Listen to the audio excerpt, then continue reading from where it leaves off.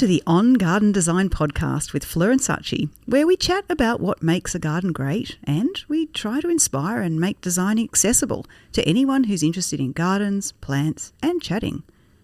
Your hosts are longtime friends Fleur and Sachi, who bring a fresh perspective and their life experience to designing gardens as a second career. You can find us on Facebook and Insta. We'd love to have you subscribe so you know when the next episode is available. So, hi Sachi, what are we chatting about today? Hi Fleur, great to be back. This is our third episode, and today we thought we'd talk about the garden design process. And really the thinking behind why we thought we'd talk about the garden design process is because this is an opportunity for us to give people a bit of an insight into what to expect when they employ a garden designer, but also how they might be able to prepare in advance of someone coming so they get the best out of the experience. I think it's a really relevant topic because I have met with many clients and... I'd hope so. Successful businesswoman that you are. Absolutely. You've got to start somewhere. And the process can be incredibly effective and smooth and efficient and meet everybody's expectations if the expectations are managed up front. Absolutely. Like anything. You've got to know what you're in for. And I think the preparation piece is really important too, because there's all sorts of people out there who are thinking about all different things when they're going to employ a garden designer.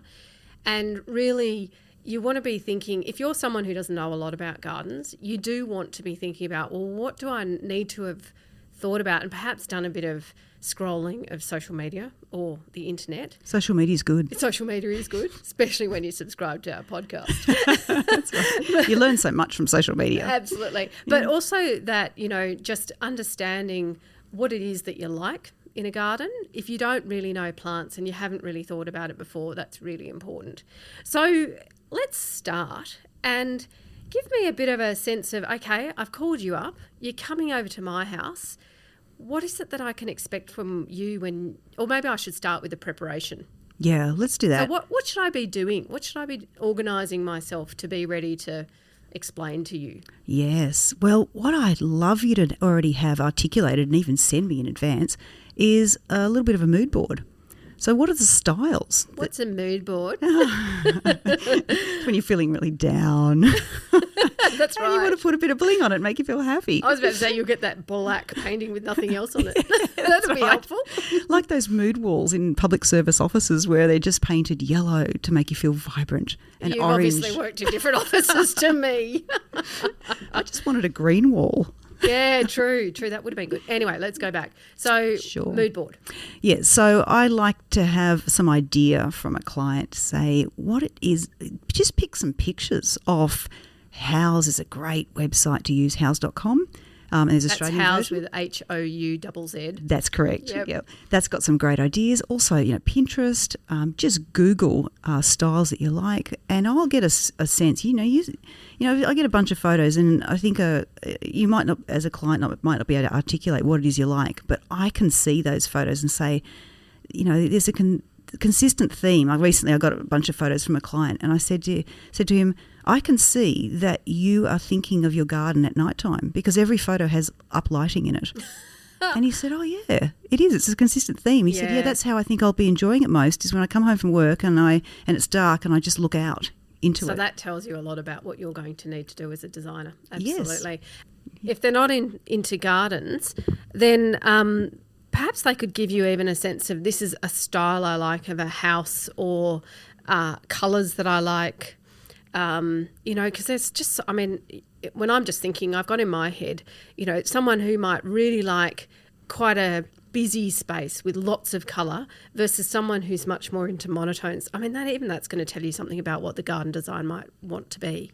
Yes, there's also a bit of an expectation versus reality thing. And I think when you do a little bit of preparation, you start to see that what you want out of a magazine and what you've actually got in your backyard are two very, very different things. And there's going to be some time lapse between achieving that. And I'll give you one example of a client who just saw herself under a huge oak tree on a swing reading a book. That's very romantic. It was beautiful. And I got a lot of pictures of that. And I thought, she must have a big tree in her garden. No.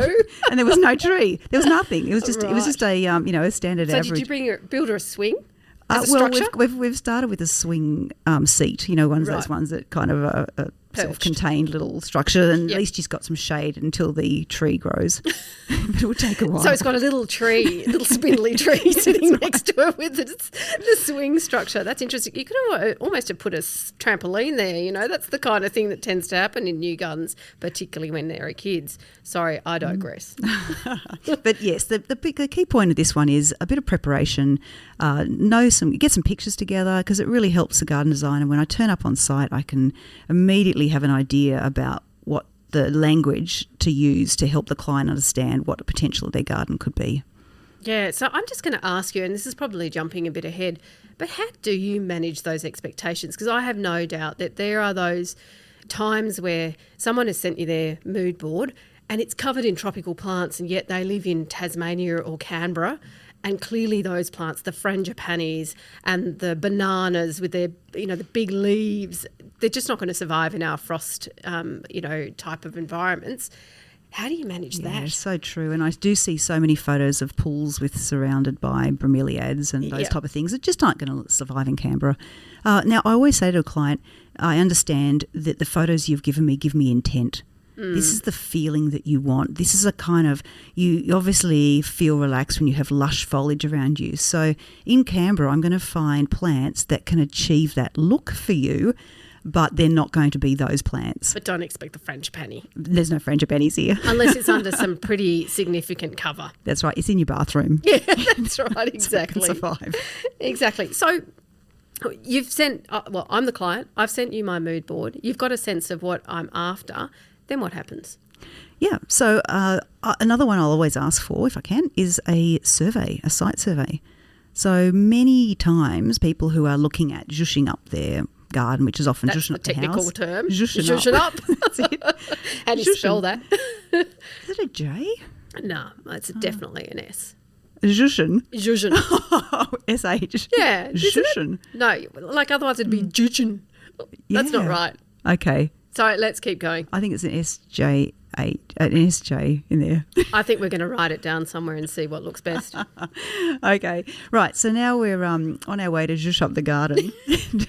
So we get a site survey. Now, in many cases, people already have something like this, or they have something good enough, and it might be an old document that they had with their building file, but it's good enough for me to be able to see contours. I want to see the house placement on the block, and if you've got lots of structures already built, often they'll have things like retaining walls put into them, and sort of low points and Decks, terraces, yes, utilities. that kind of thing. Yeah. Yep.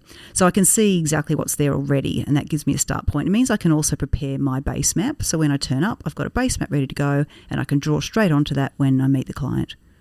Fair enough. Now, what are you going to do when you get to my house with that base map, my mood board, and me? Well, then we do about a 90-minute walk around in the garden, and in that time I just take notes. So the site visit is about fact finding from my perspective. I want to learn about the client. I want to know what lifestyle they have. I want to know from them, in their mind, what do you want your garden to do for you? How do you want it to feel? How do you want to feel? How do you want to look? What functions do you need in there? Right now you've got young kids, so you want to have a trampoline, but in time that trampoline might become the glass house Or the a waste gazebo. dump. Yeah. Yeah. Yeah, absolutely. So you're thinking about unpacking how someone might want to use their garden that they might not have necessarily thought through those life stages as well, and how things will evolve and change over their lives, because you're really looking to build something that's going to have some longevity for them as well. Yes, we do. It's a big investment. It's a big investment, and we want to make sure that the garden can function over the course of time, that you don't need a major makeover just because your kids have left home. Yeah. So give me a sense of some of the things that people are asking you when I put you on the spot now, but when this is about. When you turn up. Yeah, certainly. So people will ask, what can I fit in my garden? So, I'll say to them, what are the things that are important to you? So if you want a pool or a spa, or if you want an entertaining area that's just it's a big spilling kind of terrace or patio, if you'd like a fire pit. So we sort of talk about structures first because they're the big items. And they're the foundations. They're foundations. And so so things like plants, we don't even discuss plants, we discuss the effect of plants. Right. So what effect are we achieving here? So how often do you turn up and someone goes, oh, I just need a paradise of camellias? Only when I come and visit your garden. Yeah, that's right. Hey, I've got some mondo grass in there sneaking around at the bottom. Yeah. So, some people when I turn up and they'll say straight up front, they go, oh, I just can't stand roses. And I'll say, that's okay. We won't put roses in. And just conifers, they just irritate me. Okay, that's okay. But what do you want in your garden? So the no's good, but the yes is also good? Yes. And I do collect all the no's. Yeah. And then I'll work out what's left and we'll hit some of the yeses. But generally it starts with, let's have a look at the functions that you want. And then I want to get an indication of your style. And then... So tell me a bit more about this style business. Oh, yes. So... Like what are the elements of style that are really important for someone to be thinking about ahead of having that conversation with you? Yeah. So some people, and usually you can pick this up when you walk through someone's home. So you have to hope you walk through their home to get to the backyard. and quite often you do. And sometimes I'll say to them, do you mind if I have a look from the inside so I can see the views you're looking at? And that gives me a sense that's critical. How they decorate their house as well. And, and if it's an absolute junkyard on the inside, then we're not likely to achieve a neatly clipped, formal, symmetrical garden on the outside because they're just not the sort of people who have that nature. If they're really kind of homey, messy sort of type, then maybe the cottage style, free-flowing native gardens might just be the thing that rocks their boat. Yeah. So I guess, and that what you're getting at there, it's important for you to have a sense of, are they someone who's going to tend to the informal? So stuff that isn't highly stylised, that blends into each other, more curves maybe, that kind of thing, rather than the straight lines and the clipped formality and the very, I guess, almost sharp edges that you get with sort of very formal contemporary gardens sometimes as well, really architectural shapes. Is that right? And I take a checklist with me and I'll say to someone, so when you're thinking about a happy space, has it got organic curves or has it got straight lines? And invariably, this is a gross generalisation, but generalisations are generally true in my experience. Invariably, the man will say, sharp edges, clipped hedges, neat lawn. And the female partner will more like say, well, pretty flowing colours and I don't want too much hard. I like the, movement of space and flow and it's just really different. So one of the things you do find yourself in your role as garden designer is also marriage counsellor. Good grief. You didn't see that coming, did you? No, that's right. And so we need to have read the book Men Are From Mars and Women Are From Venus. I'm hearing that's a prerequisite here. Oh, look, it's so true. And I find myself often in between clearly an issue that's happened before, it's different views. Different views. And so I say, look, I'm so glad you're both here because I can create a garden that's going to work for both of you. And it might be that there's neat edges and flowing garden beds. And we'll find a way that brings it together so that you're both happy in this space. And also, it's not going to be, I'm not just going to go away, draw a plan and that's it, you've got it. We have it, this is a consultation. Yeah, and we got that one. Well, no, I'm trying to say the consultative approach. Oh, right, yes. Okay. Sorry. But we always got that too. And so, yes, you do find yourself doing a lot of, I guess, gentle counselling. Yes. And it really is. It's that kind of thing that unless you're actually standing there and have been asked the question, you haven't necessarily had that specific conversation with your partner. So I'm hearing that often if you are both interested in the outcome, which you will be if you're paying a lot of money, no doubt, then it's good to have both people there to understand what they're getting, because this is also part of that expectation setting process, isn't it? It is. And I've had disastrous consultations where I've turned up and there's been the partnership of husband, wife generally is someone's trying to manage a small child, someone's trying to keep the dogs from biting. So and it's just, there's no concentration. And I can't really say in advance, but if you are listening to this and you're thinking, how can I best prepare to, I'm spending money on having a professional come into my garden. We've got 90 minutes. in those 90 minutes, the kids go to grandma, the dog goes into the garage. Or grandpa. Grandpa, that's right. Let's just be clear here, grandpa as well. Grandpa, that's a good point. And just clear that space, but get yourself mentally in the mindset to say, look, I'm going to make the most of this professional. She's coming here to give me advice and to really learn what I want for my garden. If we get this right up front, we get our parameters really tight, we're going to get a better design. Because I imagine also this sort of the quality of the time that you're spending there means that the quality of what they get back from you is much more likely to reflect what they want if you've had that real, I guess, focus. Yes, in that that's session. true. Because the other role that you do wear as a garden designer inadvertently is psychic, the role of psychic. What do you mean? Aren't you a psychic anyway normally? I'm sure you read my mind. That's it. Because, the times I turn up, and actually I'm going to start with a little anecdote of my grandfather. And in his 90s, Frank, he'd go and see the doctor, and the doctor would say, "Hey, Frank, what can I do for you today?" And Frank would say, "You tell me, you're the doctor." That is a generational thing, surely. We don't do that anymore. That's right. And then the doctor would be like, I see, we're going to have to do some tests. So I'll turn up to a garden design consultation, and Mary will be like, and I really would like this. And then John goes, "Mary, we said we're not going to tell her what we want. It's up to her to tell us what we want." And then I look at John and I say, if you give me your thoughts and feelings, we will have a better end result. Absolutely. That's an intriguing state to go into something like this with, because it's not like you'd go into an architect and say, oh, no, actually an architect, you might more say, build me something that looks amazing on the piece of land I'm giving you. But you wouldn't go into a kitchen designer and say, design me a kitchen and I'll just go with your recommendation. Yeah. So there's this sense from some people's expectations that you're just going to come and solve their problem without really understanding what their problem is. That's right. And what they want solved. And that's another thing I say to them is tell me where are the problem areas in your garden.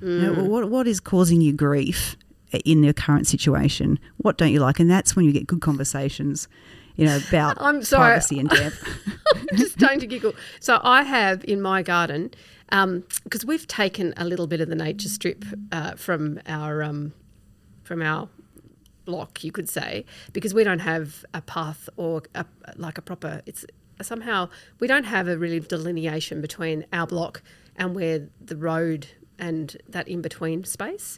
And so we have what is effectively a street light in the middle of our garden because we've built around it. I was just thinking, gee, it'd be nice if we could get you to do something with that, but there's just nothing you can do with a street light, unfortunately. No, it's being a public utility, not really one I can move easily. No, that's right. No. That's exactly right, which is really unfortunate because they've put a hideous LED, which is like, a UFO is landing in our garden each evening. Anyway, sorry.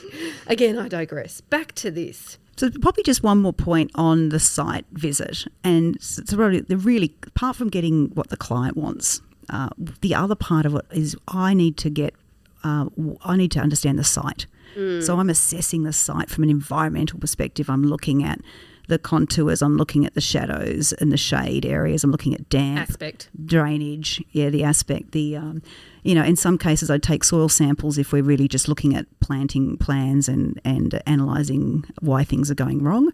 And I might dig down, sort of 20 centimetres just to see what's underneath the soil. And so it's a really... I hope that wasn't where the pet was buried. I have had that before. No way. I've had don't touch that area. It needs to be a special little sanctuary in the plan because we bury the dog somewhere around there. I like it. Oh, I know. There's a tip. Mark where you bury your beloved pet because you might want to redesign your garden in the future. That's right. Have a special spot for all those little pet cemeteries. That's right. Yeah.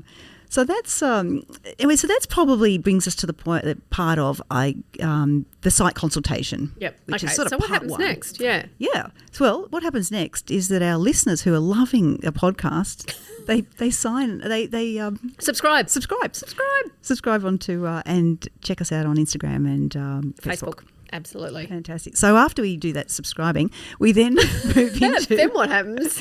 So then what I do is because I find that the best thing to shape expectations up front is I take all that information, I go back to the office and I write up a client brief. Mm-hmm. And that client brief is about capturing the language and the parameters of the design back to the client, saying this is what I will develop within these parameters because this is what you've told me. And I write it all down, and I also use that as a contract. So I put in a price and timeline expectations. And I'll send that back to the client and I'll say, have a good look at this. Sit down when it's a good, comfortable, quiet time for you and your partner or family or whoever needs to be involved in these decisions, and just check that we've covered everything, that if you've thought of something since I've left, let me know and we'll add that in. Or if there's something you've decided since that you don't want, we'll take it out. So what you're really telling me is you're reflecting their intentions back to them. That's right. It's not a plan at this stage. No. It's just these are all the things you want to address. This is the kind of thing you want to address it with. These are, some of the feelings and I guess the reflections on style that I've picked up from you. Yes, that's right. Okay. So I'll capture it back, and it gives them a picture already that I'm going to have a space in the garden that is set out for the swim spa, a trampoline and an entertaining space. I hope they've got a big block. Oh, no, it's amazing what you can fit into a courtyard. I can imagine. It's a foot spa. It's not actually a full-size swim spa. It's a foot spa. Right. Okay, so where do you go? They've signed up. They've, paid whatever they need to up front. Then what happens from there? Right, so then I start developing concepts. So I have a sort of a two-stage process where I'll do a couple of concepts that are within those design parameters. So I'll draw up two really different interpretations of the same space within the same parameters. And that's a really fun part. I love that because that's my creative moment. That's when That's why you joined this profession. That's why I do it. That's my happy space, is developing the concepts. It's all technical after that. Right. Yeah. So I love that space. And so I build up the concepts and I put on, I might do some perspective drawings. Boy, you're about to say I'll put on some nice music. Just to get into that creative flow space. I often do. Funny you should say that, because when I'm in that really creative mode, I like to get away from my computer and I'll, like my cat, I like to go and find a sunny spot. The cat joins you. The cat's always on my lap. And so the cat and I, we go and have our creative moment, and I'll find a nice, really calm, like the sun's streaming in, maybe down on my dining room table. It's a beautiful time in the afternoon. The sun's pouring in and I just feel happy, and I have a clean desk there and I just start creating. Right. And I love that. So you don't create on overcast days is what I'm hearing. That's right. I'm a bit of a fair weather designer. Right. You can do that at our age. It's all about how it feels in the bones.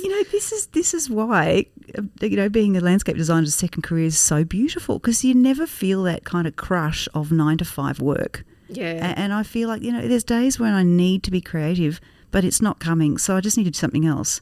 And that's a really great day. That's when you come and visit me. Well, I was going to say, it's a great day to run the artichoke pottery piece out to Goulburn. True, which we have to talk about. Let's just park that one for the moment. Go back to so you're developing some concept designs. Then what's going to happen from there? Right, so once I'm happy with my designs, and the designs they're basically a bird's eye view. So it's a plan top view. On a page. Top down. Top view. Yep, like you're a bird looking down. Top view, and it will really show the layout. It'll show where everything is. It will have a bunch of image pictures on the sides that say this is the look that we're going for. So more like a photograph. Yep, photographs. Yep. Or if it's quite a specific area like a courtyard, I might draw up a 3D perspective on SketchUp. Yep. And so SketchUp being a software program. Yes, that's right. That's right. And so some clients really need visual cues. They really need to be able to see something drawn up in perspective. Okay, yeah. Good.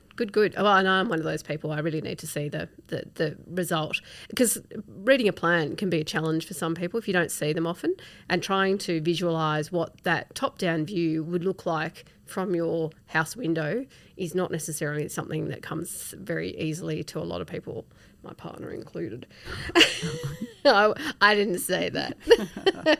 So then I'm assuming you provide these plans to your client? Yes, so I'll pass them to the client. I'll say to them, reach back to me when you're ready and have a good look at them, like really, really understand them, because there's a lot of writing on them and a lot of description Detail. and, those sort of things. So they'll have a little bit of time with those, however long they need, and then we will meet again. And at that, what I call the modification meeting, that's when we say, oh, look, I really like this part in concept 1 was fantastic, but the backyard, corner area in concept 2, I like that. So let's bring those together. So we will mix and match. And when people see something drawn, they really get a sense of if they love it or if they don't want it. So it's a really great stage to help those who are less decisive really know what they want. And so how often do you actually end up having to interpret what's in the plan because people are struggling to understand your intentions? Yeah, most people get it. Yep. And so they're pretty easy to understand, is what you're telling me. It's a really simple layout. It's a layout with big building blocks in it that really show what So it's like is an where. architectural plan. Yep, absolutely. Like architectural plan. I put colour on it to make it easier so you can see this is area's gravel, this area's paving, this area's a garden bed. So do you also, though, at that time, because colour is such an important part in a garden, give people a sense of, say, the colour thematically that you will apply through some of the plantings, for instance? Yeah, that's a good intention, but I don't do that at that stage. It's too much information for a lot of people to take in. And I'll have that information from my initial site visit, and I will build that into the planning plan once they've decided on their layout. So this is still at the concept phase. It is So concept. we're really talking about the major structural elements in the garden still. That's right. And I say to them, look, there's not a lot of information on materials, finishes and plants. That will come once we organise the layout. Okay, let's go there then. Yes. Right. I'm conscious of the time because we could talk about this all day. Absolutely. Wow. It's flying by. Well, basically then I take those modifications, I put them into the final layout. The client will just give me a thumbs up to make sure that that's good, and then I'll develop the final set of plans, which is what I say is the less fun part for me because it's putting all the flesh on the bones. So that's where it's a package of documents that are the instructions to the landscaper for this is what you're going to build. This is the material to use. This is the size of the area. This is the height of the steps. These are exactly the plants you want. Pot these size, species, subspecies, and exactly the locations where they're going to go. Yeah. So all of the technical detail they roll into the final set of plans. Right, so that's actually quite a significant package then. It is. It's a package that takes many days to develop, and it's comprehensive, and that plan then can go out to tender, and a client can confidently have that built from that set of plans, like an architect's set of plans. Yeah, so, and I guess you've kind of jumped into where I was going to go next, which is, so once you've given them effectively what is the final design package, what's your role still in this process? Yeah. Now, my company structure, which is a sole proprietor, my contract ceases at the time when I deliver the final set of plans. So my contract with the client is done and they pay me for the plans and they own the plans. So then they go to they can go out to tender to a landscaper to have the plans fully built. But, many people want to do a bit themselves, or they have a very handy uncle. They did the Bunnings workshop. Or they did the Bunnings. Or they have some skills and they want to exercise their skills. And so people will build the plan in their own way. Yeah. So some people ask me, have you got some landscapers to recommend? And yes, I always do. But others will say, thank you very much, I'll take it from here. Yeah. And from my own experience, I did exactly that. I basically said, and it was because I was being tight, I basically said, if you can do all the hardscaping and help me just lay, because I had hundreds of plants, help me lay some things out and perhaps do some of the more boring, hedge planting because they're pretty significant boundaries, I'll do the rest of the planting, Yes. which was a good compromise because it meant I also felt like I owned my garden. It wasn't someone else doing it all for me. Yeah. Yeah, and that's the beauty of the whole design process is you can be as involved and as you are capable of being and you want to be, or you can have the designer do the whole lot as a psychic and then deliver the plans to a landscaper and have it built. So it's completely up to you, and there's a lot of scope in that. Absolutely. And that really then, so a garden designer, the process will cater for someone who has absolutely been involved with plants, loves plants, but wants some help on actually shaping their garden, to someone who just wants a really nice outcome, who doesn't really know plants at all and isn't that interested either. Yeah, indubitably. That's right. Okay, great. So really, we've kind of come to the end, I think, of that. Was there anything else you wanted to mention before we wrap up? Well, I was just going to summarise to say, really, the garden design process is just a decision-making process. It just helps you to put structure and rational thought to all the elements that are required in deciding on what your garden should be. I think you missed one really important there. It's a decision-making process informed by someone who is actually very expert in these matters, so that they're making sure that you're making the right decisions and you're not putting the frangipani in around your pool in Canberra, because it's not going to survive. And they're also making sure that you've been thinking about those things that you might not otherwise think about as a lay person, effectively, you know, where...